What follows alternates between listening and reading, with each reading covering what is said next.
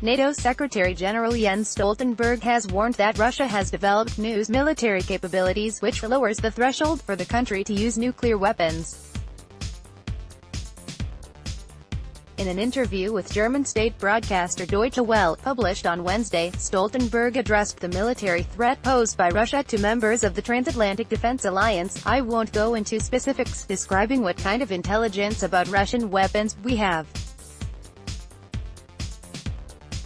Moscow is developing new military capabilities, both conventional and nuclear, which lowers the threshold for Russia's use of nuclear weapons in a potential conflict," he remarked.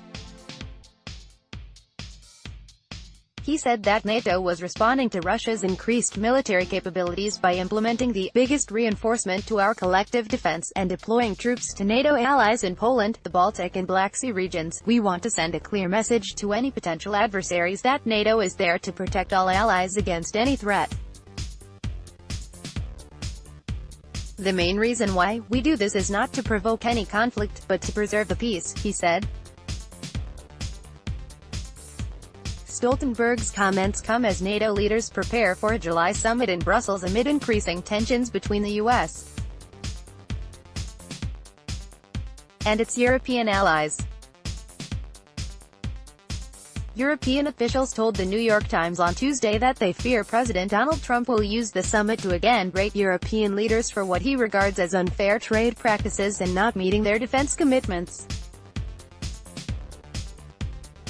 Trump will afterwards fly for a summit with Russian President Vladimir Putin, and they warned of the impact on the alliance of Trump leaving under a cloud before meeting the Russian leader, who NATO has accused of attempting to destabilize the alliance.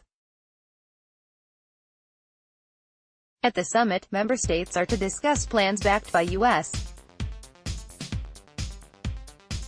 Defense Secretary Jim Mattis for a fighting force capable of rapidly reinforcing NATO spearhead units in Eastern Europe. In May, Putin bragged that Russia had developed a new nuclear-powered missile with unlimited range, but U.S. officials told CNBC that the Kremlin was yet to perform successful multiple tests of the weapon. Last year Russia recorded its first drop in military spending since 1998, spending 3.9 trillion rubles $61 billion on defense, according to the Stockholm International Peace Research Institute.